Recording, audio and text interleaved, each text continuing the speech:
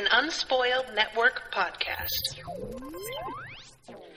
This is Spoil Me, covering One Piece, episodes 585 through 587, The Warlord Trafalgar Law, In a Real Pinch, Luffy sinks into the ice-cold lake, and a collision, Law versus Vice Admiral Smoker. In these episodes, I am very confused about Trafalgar Law and what it is that he wants out of the world. I don't seem to understand him. And apparently, when I saw that those bags were beating, apparently the hearts are still moving around, which is incredibly gross and horrible. I hate it. Welcome to Spoil Me.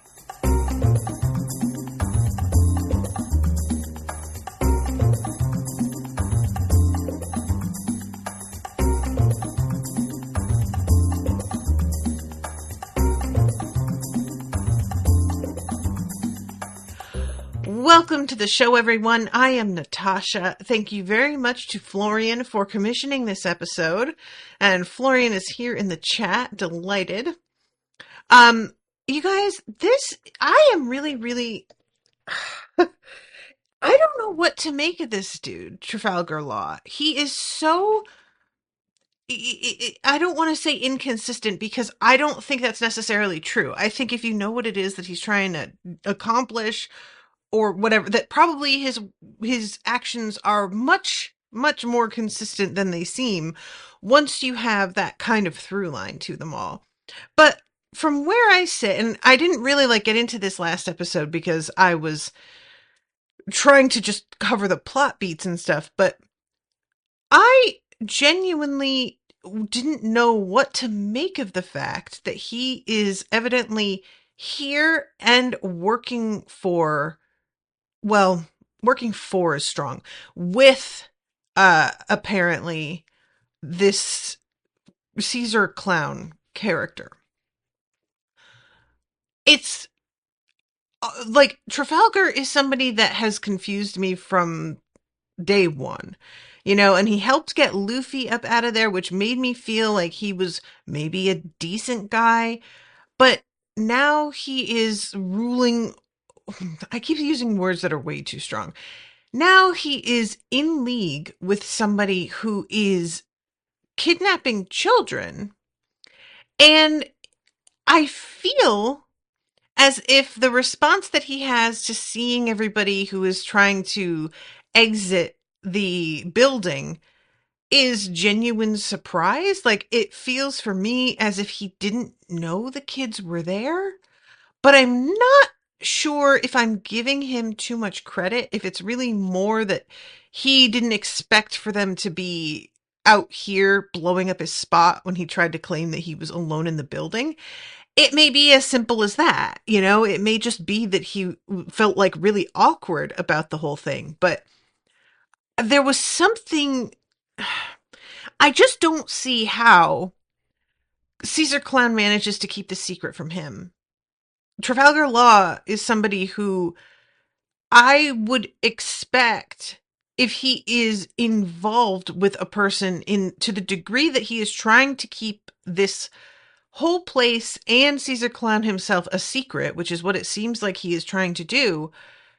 If that's on his agenda, I don't understand how he could possibly not know.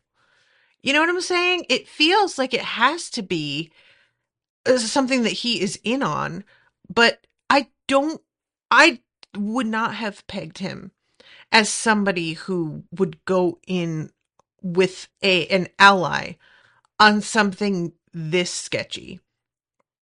I just feel I betrayed is that's much too dramatic a word.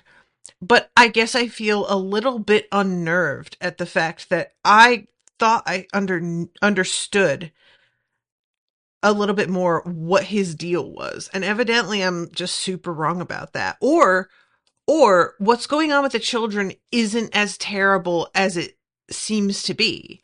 And it's sort of weird, you guys, because that's really where I'm starting to come down is maybe this whole thing seems really sinister, like collecting these children, allegedly lying to them about the fact that they are in trouble, that they're sick. And perhaps I have just been coming in really hot with my suspicions, and he isn't like up to the terrible sounding things that I'm worried about. Human experimentation, yada yada yada. I have to assume that look, I'm making a lot of assumptions here, and I recognize that it doesn't make a ton of sense that I'm coming in with these thoughts, but I just want to like make it clear to all of you guys. I am sort of like judging on the way that I would think a conversation would actually go, but I don't know if that's the right way to approach this, because the show, people don't behave the way that real people behave a lot of the time. You know, they have sort of strange assumptions that they make, or they approach asking questions from a weird angle, and I'm like, you're just kind of skipping right past the most important part. But my feeling when we came into this room with all these children, and I saw that we had all different sizes of kids, and that we are clearly in a place where there is weird experimentation going on, my assumption instantly was these kids are different sizes because of something that was done to them by these people who are experimenting on them. And I I still think that seems likely, but the problem is with this that we are in a universe here where actually people being a wild array of different sizes isn't unheard of. We've got human beings who are 7 times the size of the people standing next to them, or more, you know. Right here we've got this Brownbeard dude who is towering over other guys. So I sort of stopped and was like, am I certain that these kids are different sizes due to some nefarious experimentation? Or is it simply that they are different sizes based on who their parents are, and that was a naturally occurring thing, and it's just strange to see them all in the same place because we aren't used to it. We're used to seeing the different sizes as adults, but not as children. Now, again, like I said, the context clues make me feel like it has got to be it's experimentation. Like, I just don't really believe my own argument on this one. You know what I'm saying? But also, I can't help but like want there to be an explanation about the giant and normal sized people in this universe, the logic of there actually being giant children. It makes sense, actually. But my issue, as always, is I don't know how much Oda gives a shit about things making sense. There are times where it seems important to him and he explains things. And then there are times where I'm just like, I just don't get the impression that this was ever something that he worried about, that was on his mind at all. It's just something that you're meant to accept and move forward and not think about too much because you'll drive yourself crazy. And I genuinely, you guys, I just don't know if these children are being experimented on, what Trafalgar Law could be doing here. Is like, I I just have a really hard time imagining that somebody like Caesar Clown is out here doing the right thing and helping children, because I'm judging right on looks. The dude is a giant weird black flame, which isn't totally comforting. I don't like to admit that I'm going on appearances here, but I can't help but think the dude has very much the look of a villain. I just didn't think Trafalgar Law was as much of a villain. I felt like he was one of those guys who's sort of opportunistic. And he would do something shady in the moment because it's convenient, but not necessarily set out to do the shady thing. Like, he isn't somebody who's out here making plans that feel really exploitative or anything. And so the cartwheels that I am doing, in other words, to try and make this make sense, I fully acknowledge that this is not me using a lot of logic here. It's just me thinking that I understood the general vibe of a character and realizing maybe I'm just super wrong about that. And if I am, fine. I mean, it's not like I'm so in love with Trafalgar Law as a character that if I find out he is a bad man, I'll be crushed. You know, there are certain characters where I would feel that way, and he is just not that important. But in the context of everything that we have seen with the way that he has helped Luffy in the past, his presence here, I feel, should have initially been more of a shock to me than it was. I was very like, oh yeah, this guy is here in the moment. And when I stopped to consider it, I was like, actually, that's sort of wild. Why am I not more thrown by this?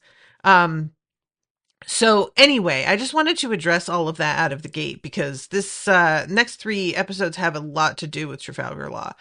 So we start off 385 with him on the front steps, and he is facing off with Smoker and Tashigi. And I love it so much. He is trying to tell them that since y'all abandoned this place, you Marines, actually, this spot I've decided to make into my vacation home. So I don't understand why y'all are so mad that I'm here. If this place wasn't important enough for y'all to continue to, monitor and lay claim to, I don't see how I'm not allowed to be here. It's like up for grabs, basically, which honestly does kind of make some sense. I can't disagree completely. But the idea that this is just his vacation home, like that you would make this place, of all places, your vacation home, is very, very funny to me. Like, it's just such a goofy explanation. And I was definitely like, this is the best you can do, my guy? So, as I said earlier, pretty shortly, you have this thing happening where he is standing there trying to argue that they should go stop, like, bothering it's like very much like this is police harassment kind of moment. But he hears the kids coming up behind him and they're yelling. And I love that he starts to get like the sweat on his brow as he's realizing that his whole spot's about to be blown up. And in the end, guys, and I'm jumping ahead a little bit here, but in the end, all of the Straw Hats who were in the building, they make it to the like open door, and there is a very long moment of all the Straw Hats pausing and looking around at the people here and naming them each one by one, and then turning to look at the children and being like, hey, you know what? Let's go a different way. And none of the people standing there makes any move to stop them because they're evidently so surprised by the presence of these guys. And it was actually quite funny to me because they just roll up and look around and go, oh, nah, and then just bail and disappear. And I was very like, come on. Y'all couldn't have made any move at all? Do something. What the fuck was that? It was very pitiful, in my opinion. But like I said, I'm getting ahead of myself because there's a whole thing to talk about with what's going on inside this building. They're having their little back and forth, and Nami, Chopper, and the kids are still running down the hallway with Franky and Sanji. And the fight that ended earlier, Franky and Sanji were fighting these half sheep guys who looked very much like Mary, the dude that gave them the ship, the Going Mary. I have asked a lot, what is up with the strange part human, part animal creatures that have shown up in this story from the get-go. It has felt really weird from day one, right? But I also, once again, kind of just felt like this is something Oda just doesn't want to explain. He's just going to have part animal people. Probably the type of animal they are is meant to indicate some of what their personality is like. You know, we've got this dude who's like sheep-like, ram-like, and he is a servant who does what he is told and is sort of meek. And then we have the guy who's like getting in there with Arlong and taking bribes, and he looks like a rat because that is what we're doing with him. So I was just like, fine, sure. Why don't we just take these at face value as sort of symbolism and not literally what's going on with these like half human, half animal mutant people? But then these guys that they're fighting seem so particularly like Mary that I got kind of confused for a second and was like, am I supposed to be thinking of them here? Is this supposed to be ringing the bell for me? I don't know. So that fight, like they're just finishing it when Nami reaches this door and it's locked, but Chopper manages to bang it open and they make so much noise doing it that Sanji and Franky hear and are like, okay, we really need to catch up with these guys and the kids because Sanji, as he puts it, if Nami is declaring her love for me, I need to be there. And I love that there's this long pause as Franky just stares at him and then goes, anyway. So the place that they end up, they open the door and it is very much giving walk-in freezer. Like the way that the door is all metal and seems pretty heavy duty, it's blown open and it's like dark inside and very cold.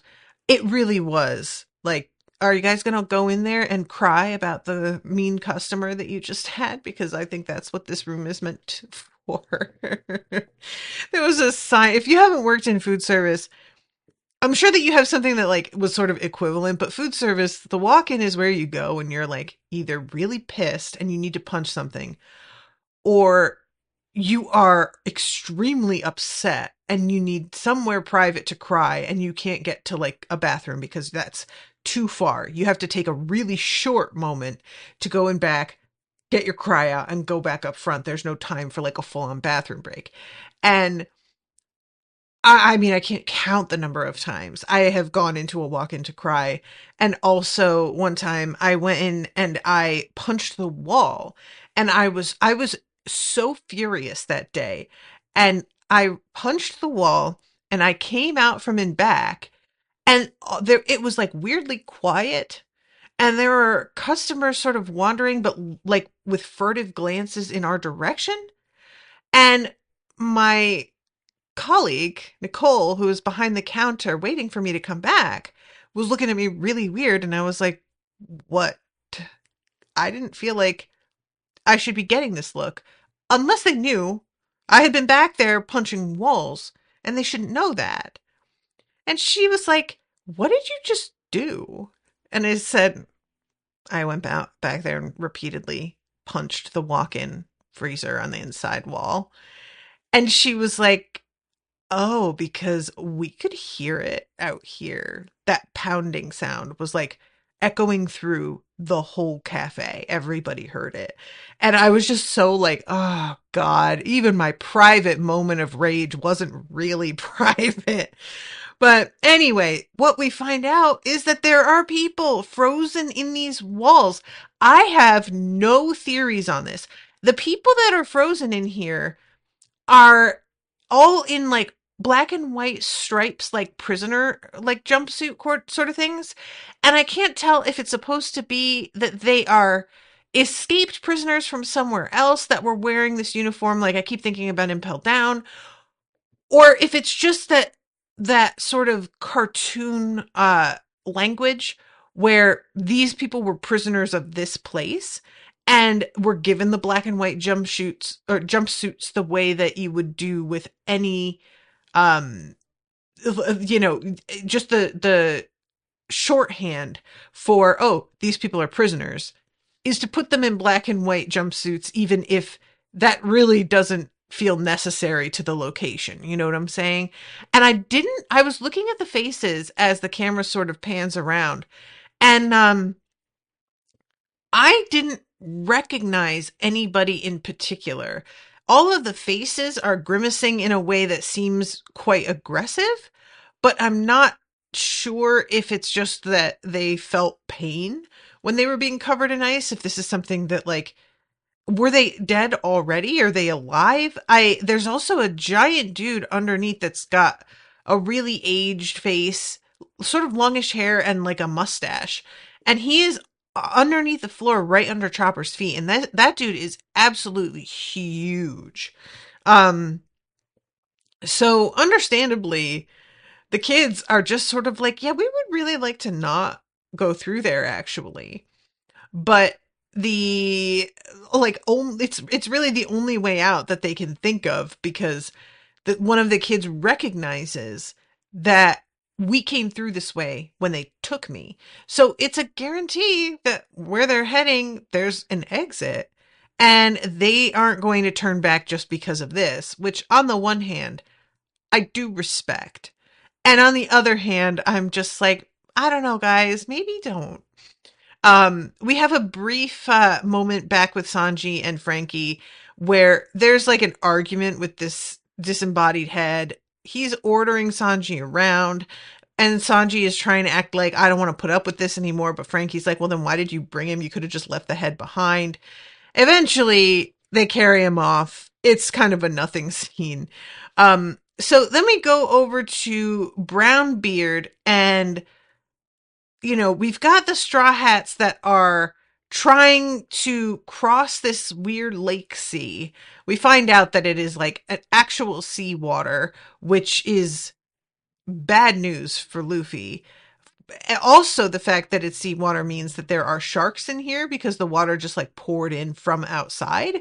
So, yeah, that is unfortunate.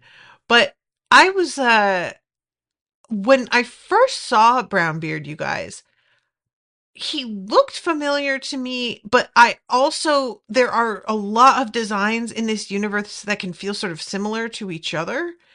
And I really didn't think much of it. And it isn't until he says, oh my God, I recognize Luffy, I know this dude, that I was like, oh, okay. So I was right about that. I did not trust my eyes on that at all. I really thought, like, well, he's just got such a sort of, I don't want to say generic, that's not it at all, but he's got such a traditional sort of like pirate look to him that I just thought for sure, okay, what we're getting here is a dude who is designed to look kind of like the platonic ideal of a pirate. And maybe Oda goes back to that here and there. And so he looks familiar because this general energy of a design is something that is returned too often.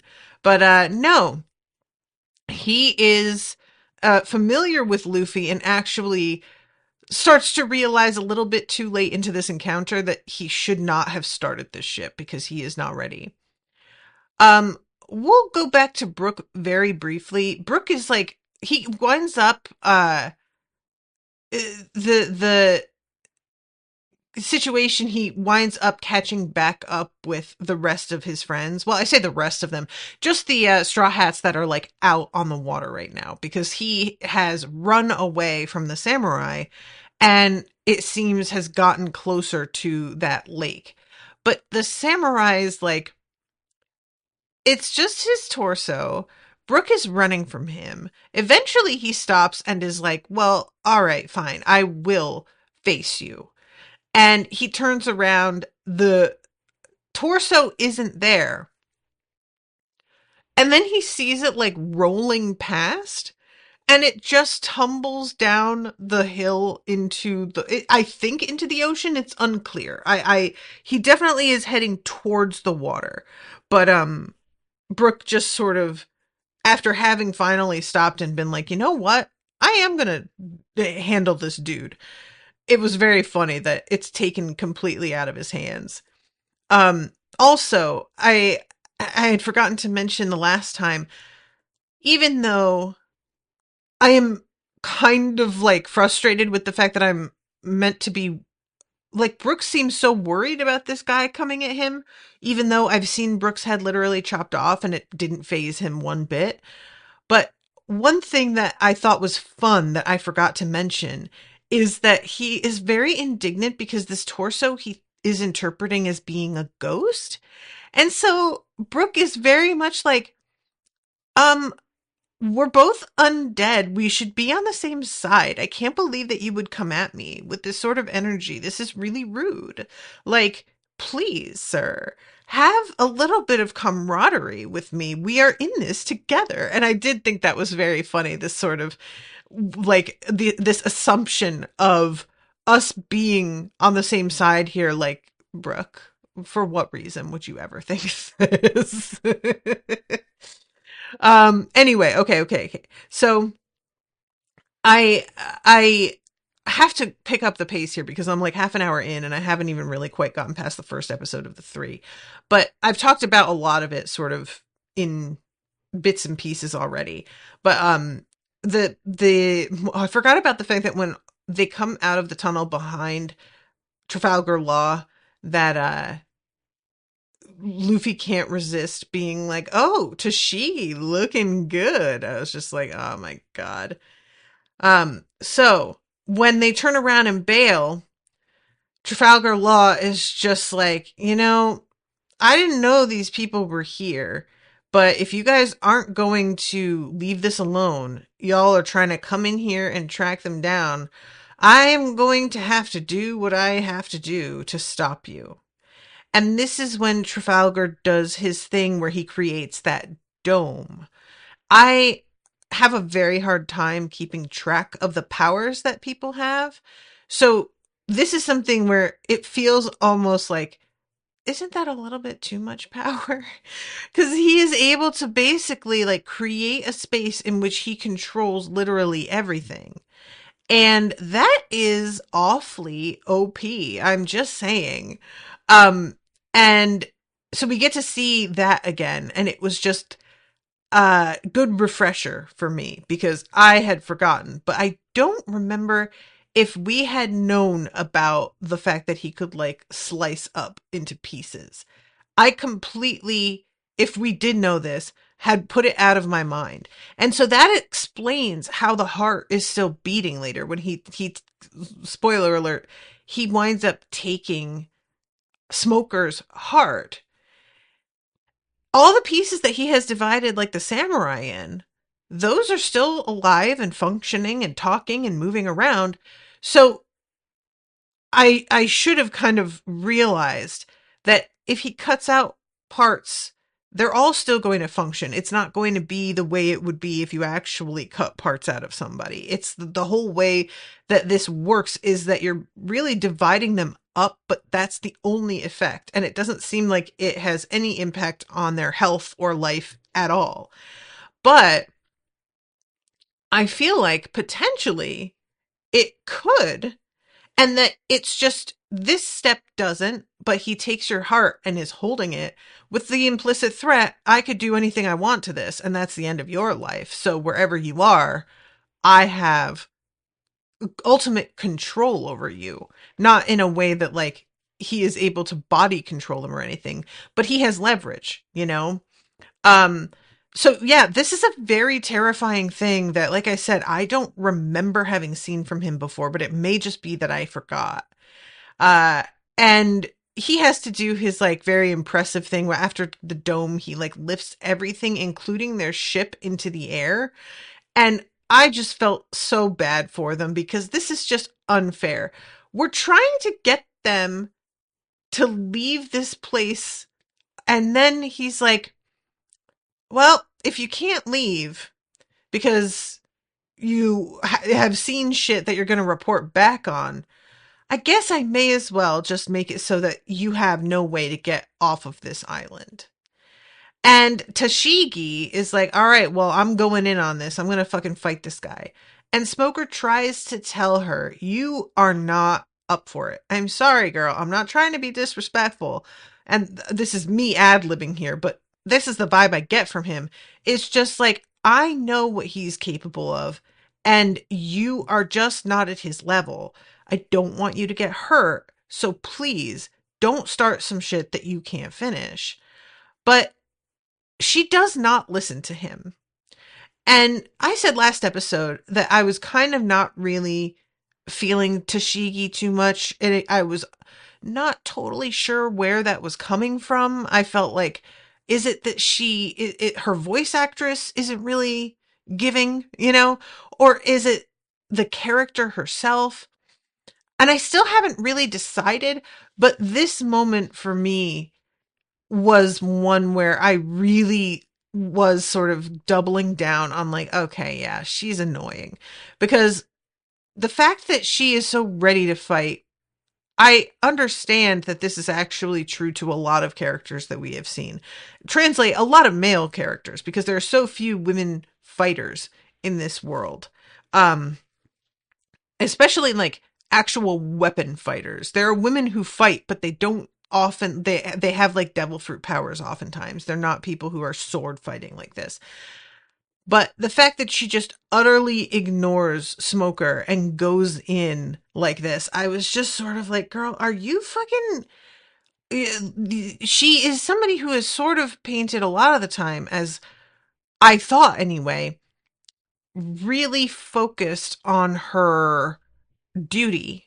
And if he is telling her, don't do something, I would expect that she would listen to him, because I thought that she respected the hierarchy a little bit more. And so the fact that she just totally ignores him here and goes in for it, I was like, this man just floated your entire battleship in midair above your head. Do you really think that you're gonna jump into this situation and actually have an effect on him? Really? Like, the man could toss you 40 feet into the air like he just did with a 4,000 ton ship, probably more than that. And it just doesn't feel like she's using her head. That's all I'm saying. But we'll get there in a minute. So let's go back to Luffy and his friends. Brownbeard, like before he's realized who Luffy is, he decides that he's going to target this boat instead of targeting the guys, because all of them are managing to defend themselves and slice things in half and, stop things before they reach them. Luffy inflates himself to, I think it's cannonballs or gunfire that he stops. But regardless, they wind up in the water and they are freezing. And we see these sharks here, and Usopp is just like, what the fuck? And then we have the Brownbeard says, all right, now meet your maker. And they have all of these, they're guns, kind of, but they're not, they're like cannons. They're like hand cannons, really. And these dudes are pointing and they are about to pull the trigger. And all of a sudden, ice forms over the barrels. And the guns backfire and knock these dudes out. And Brook appears and says, the cold comes from the underworld like an icy blade. So it was Brook's ability. He managed to freeze up the gun barrels. I am just really delighted with Brook's abilities and the change up that has happened with him. Everybody has leveled up, obviously. Everybody is able to do some things that are new and very helpful and exciting. But there are some that I find more exciting than others. And for me, Nami's and Usopp's aren't as exciting. They're just kind of in a lot of ways pretty similar to what they had been able to do, but just more exaggerated, I suppose, extreme. But Chopper is able to do some genuinely new stuff, so that's really fun. And Brook as well, I'm feeling like. Franky is also one that's he is able to do bonkers shit now, but he's always been a cyborg, and so it just feels like he is doing extra, and it's not that brand new. Luffy is also exciting, um, because it's the combo of like different powers with his gum power, but also the hockey, which is brand new and super powerful. So, depending on who it is that we're dealing with, it's not as impressive, the leveling up, in terms of my excitement when I see the power. It's like they're still quite useful and they're doing something that is impressive objectively. But because of what they had been able to accomplish before, it's not as surprising. And now I'm just sort of like into a couple of our characters in particular and seeing what they can do. So yeah, Brook, delightful, very much enjoying this like cold thing that he has going on. And he tells the Brownbeard like they need to not pull those triggers again because the guns like backfired, but they didn't fully explode, and they will if they try that shit. So Brook then is like alone on the shore with Brownbeard. And his other dudes are down for the count. They're not like dead, but they are knocked out. And they start to get to their feet and be like, oh, well, we'll deal with you. And Brook is able to like deal with them with almost without missing a step, you know? So he I think there's like 30 of them, maybe, and all of these guys go down, and Brownbeard is just like, hold on a second, there's another. I can't believe that I missed one. I thought the other guys had gotten eaten by the sharks. You're too late anyway. And he points, and then he goes, wait, hold on, and he looks, and the sharks are all just floating on the surface because somebody beat the shit out of them. And our friends are on the shore and they are freezing their tails off. They are all soaked. It's snowing and blowing wind all through the scene. So they are really starting to be like, we're going to die if we don't do something shortly.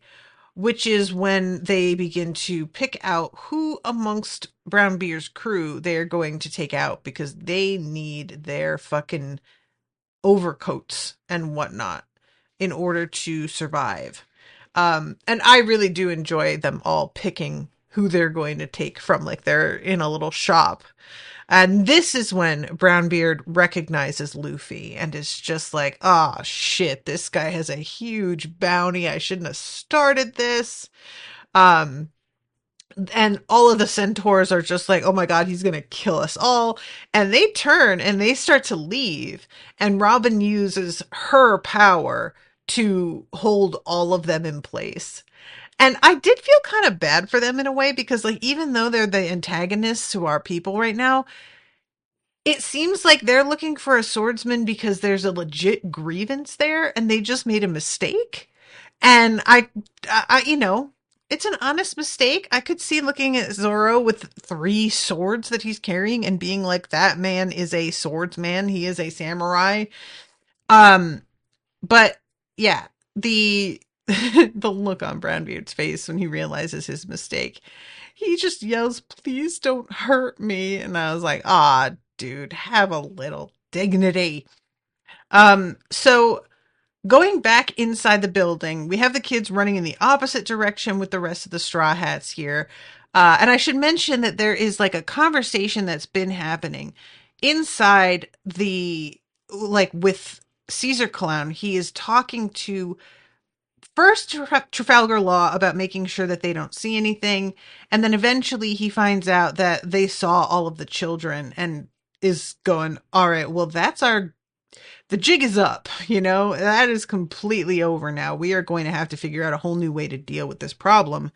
And the bird woman is here and she says that she is going to deal with it, but I have no idea how she can. She seems quite confident and Caesar Clown seems to have faith in her as well, but we really haven't seen what she can do. So I am curious, like, what her deal is, because we've had mostly centaurs showing up, and her having wings is a bit of a departure from that. So I don't know what that's going to, you know, what she's going to be able to pull out of her. What did they say? Pull out of her hat, I guess. Um, Meanwhile, up at the front, Trafalgar Law is trying to slow everything down by using his room power again. And he sends forward this ring that wraps around all of our people. And then he uses his sword and jams it forward in a way that looked to me like he was going to actually like injure them. But it doesn't. He says then shambles, and all of our friends wind up switching bodies. Not the children, it doesn't seem like. It seems like it's only the Straw Hats. And I do really mostly enjoy when we get this sort of like body switching storyline and stuff, because it's very fun to see characters that you've gotten to know really well behaving totally differently than what you expected. But the, of course, sour point for this is Sanji, who takes Nami's body and is fully intending to not respect her at all by stripping and taking photos of himself and then keeping them. Which, always we've got to put something really unfortunate in there to make this deeply uncomfortable. So I don't really know what it is that Law was wanting to accomplish by doing this. Like I said, I think it's fun, but it's not something that feels like a weapon exactly. Maybe the point is that if I put them in bodies that they aren't familiar with, they won't be able to make the best use of their powers because they aren't going to like, remember what those powers are, maybe not even know yet because they've not shown each other everything that they can do. Um, I don't know. That felt sort of compared to what we know Law is capable of. That was a weird tact to take with them when I feel like you could just levitate the stuff in the room to drop in front of them so that they can't keep moving forward at all. And then deal with them at your leisure because they're trapped in that space. So yeah, I don't really know what it is he's trying to do. And the fact that he doesn't just go with like, I'm going to attempt to kill them does make me kind of again feel like maybe he's not such a bad guy, but I genuinely, I don't know. I don't know what to think of this dude. Um, so as like when we go back outside, he has like taken the ship and cut it into pieces, and he's also cut like blocks of ice from the glaciers. And somebody yells he's turned our ship into abstract art, which I thought was such a funny line. Just like, this dude is out here a soldier, but also like, I gotta admit that is pretty much art. That's kind of dope. um so this is when he uses scan, and he draws this sort of line across them that turns everything a slightly blue and yanks away their transponder snails so that none of them are able to communicate. And I thought that that was like, if you can do that, take their weapons as well. This is the problem with having powers that are so incredibly like high power, is that I then can't quite understand why you wouldn't use them to do a million other things that would be, to me, more to the point in the moment. You know what I'm saying? Um, but anyway, yeah, he tells them like, well, this way you won't be able to tell the government what is going on.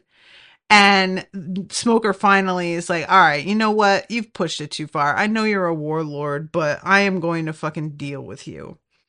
And he's you guys, Smoker is a really fun, weird dude. But in this scene, he is, I wish, even though I love his power, and although he's super hot, I wish Smoker had a little bit more like personality, I guess. I don't know. There's something kind of dry about him. Um, but he is telling all of his dudes like to just watch out because he can do anything with you he wants if you are inside this dome, and you aren't going to be able to stand up to him at all.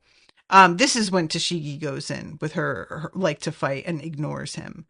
And then we go into the next and final episode of these where Tashigi is on the ground, like he makes quite short work of her. And she wants him to kill her, it seems like. She has been cut in half, so her bottom half is still standing off to the side, but her top half is on the ground. And she has a very similar reaction to this that the samurai did, which is essentially like, you couldn't just let me die honorably. You had to humiliate me like this. Like, why can't you just finish it? This is such a fucked up way to deal with an enemy. And Trafalgar Law's response is basically like, you are a joke. You're acting like you're a fucking master, and you're not. And if I have to teach you a lesson this way, that's what I'm going to do, because honor is something that you earn. It is not something that you sit down there and beg for, which is a pretty brutal line, actually. I liked it. Weaklings like you don't get to choose where they die.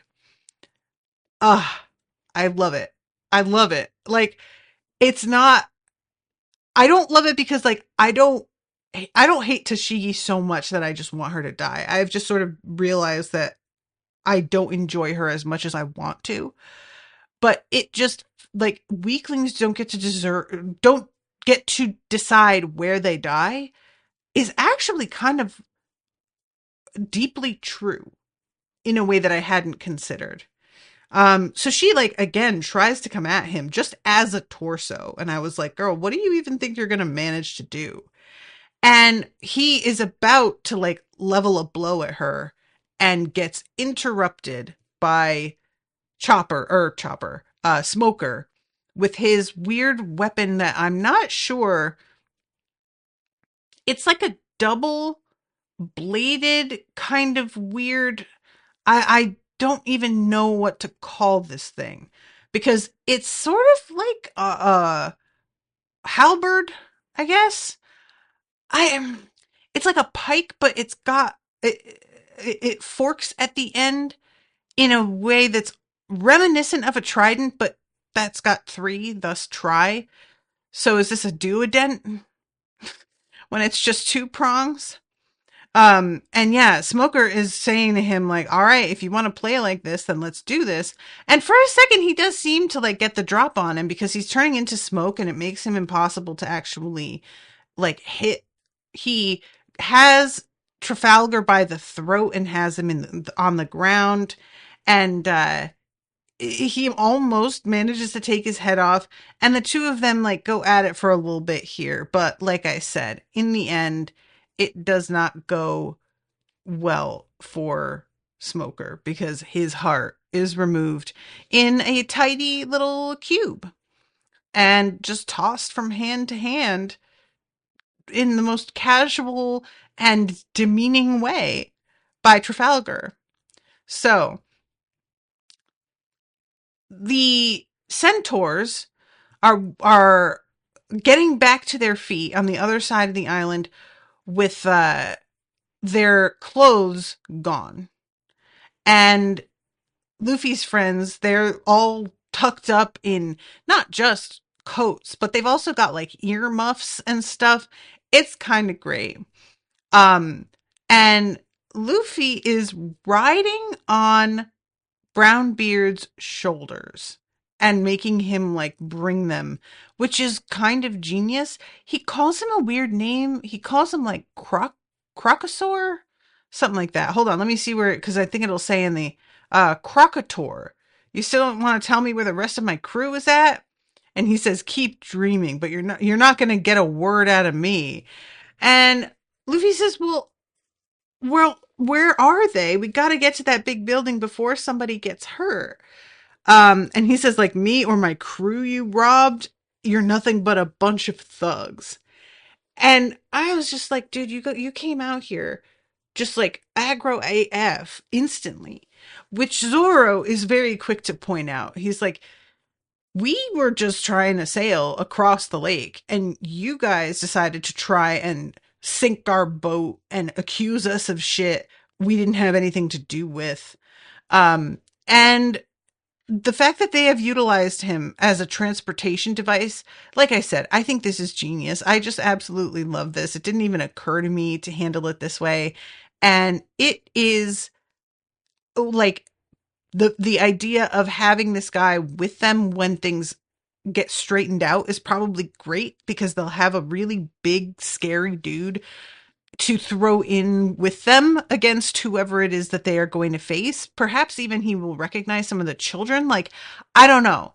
Although he will probably see the samurai and then start to have his issues thinking that somehow the Straw Hats are indeed in league with the samurai. So maybe that's bad. I don't know.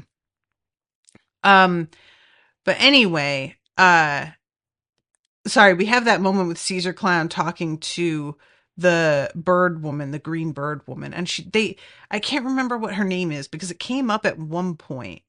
But yeah, she says like, I know who our other friends here are. They took out the dragon and Brownbeard's unit. The people that you kidnapped weren't their only crew members, just the only crew members on the ship.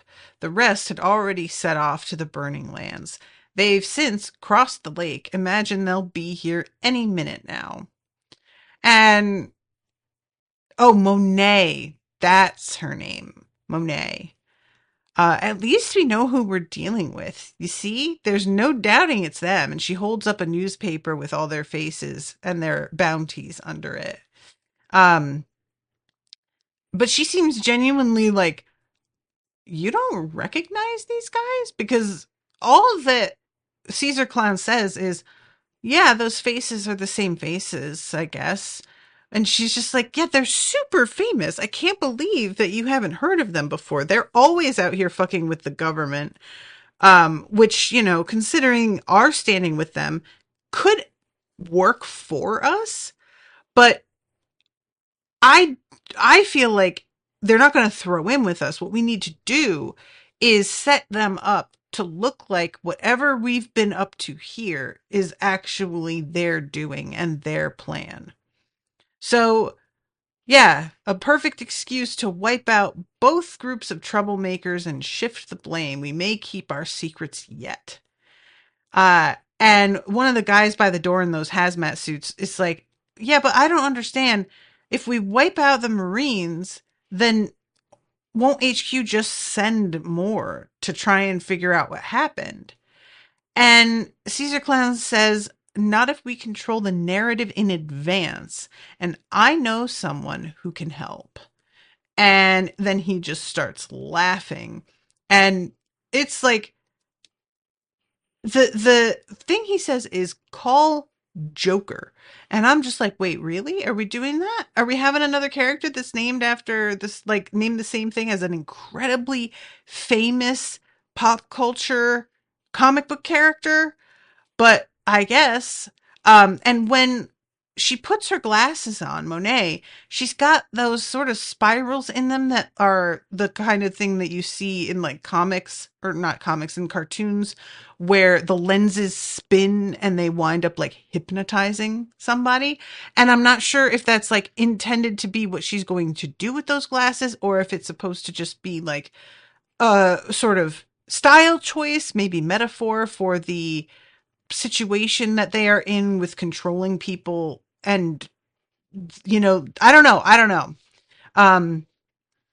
So they finally find a way. All of the kids, Nami, they all manage to get this to this other exit, and they are out in the snow.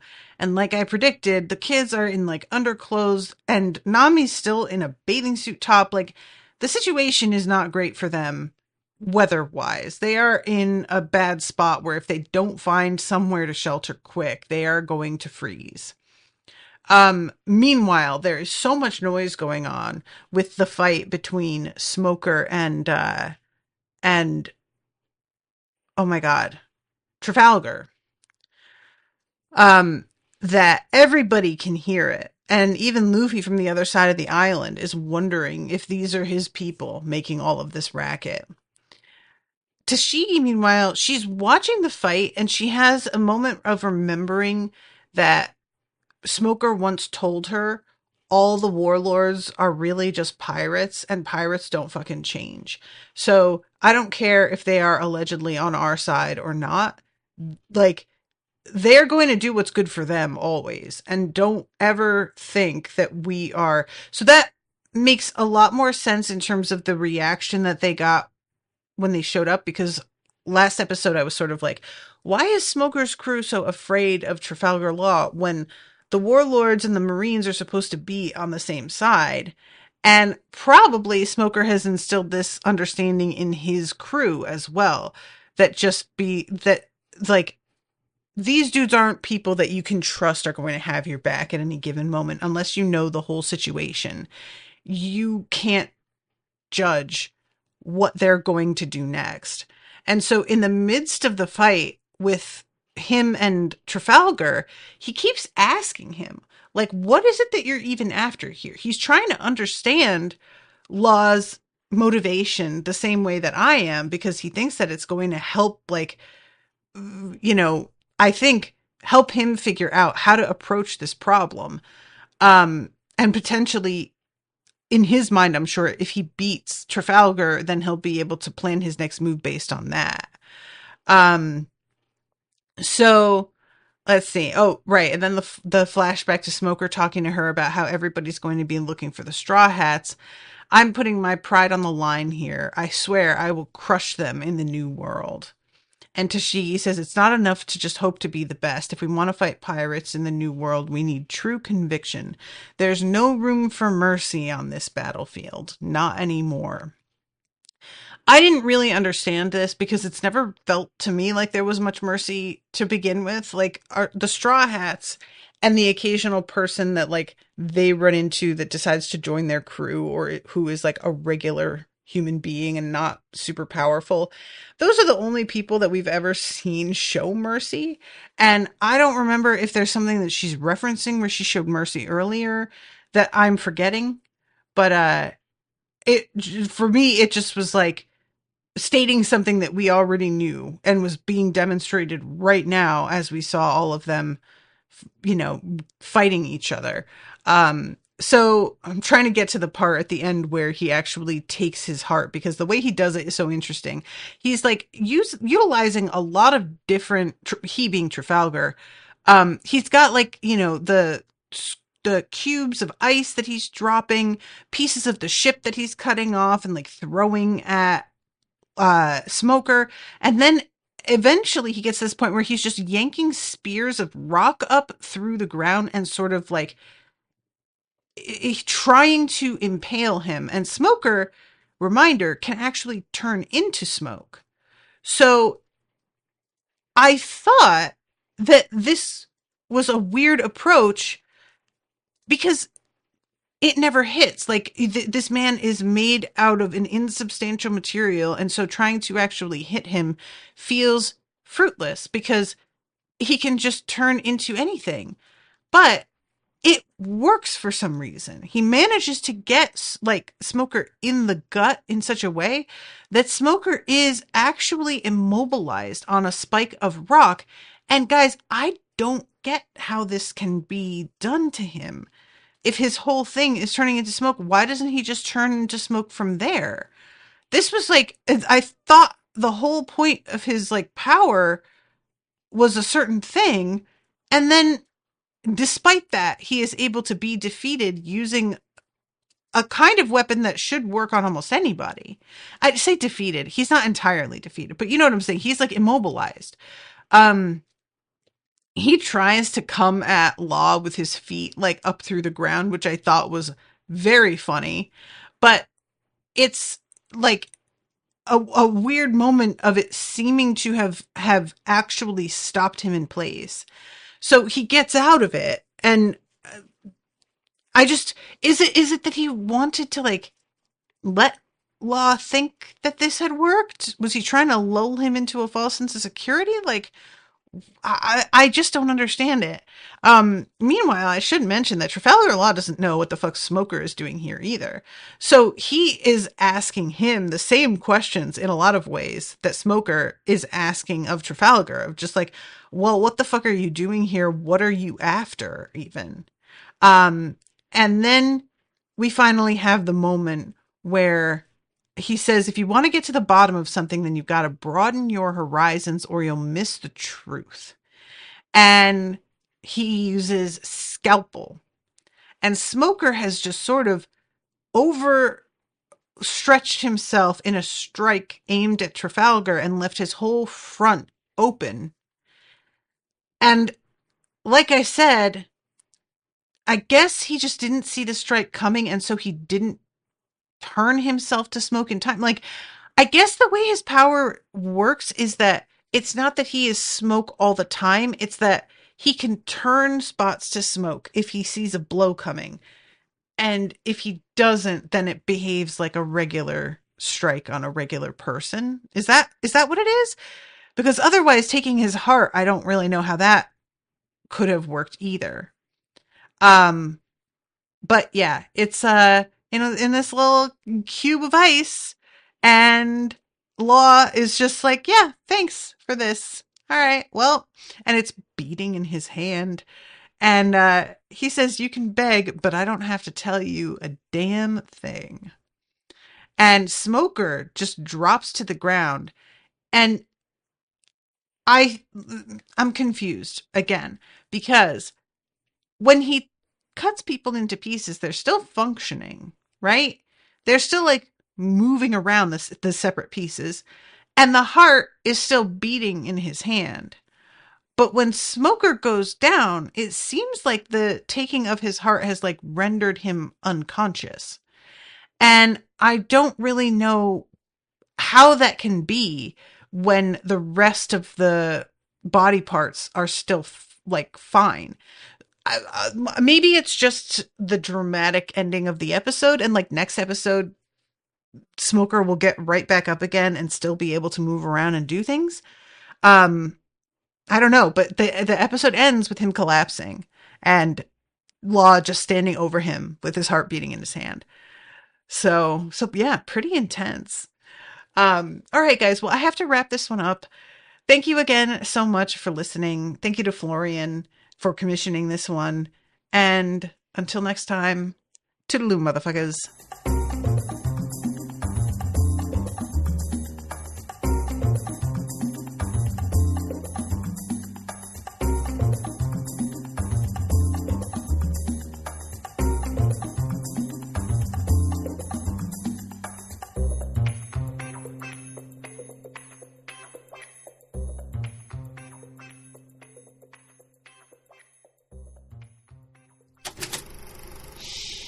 That was an Unspoiled Network podcast.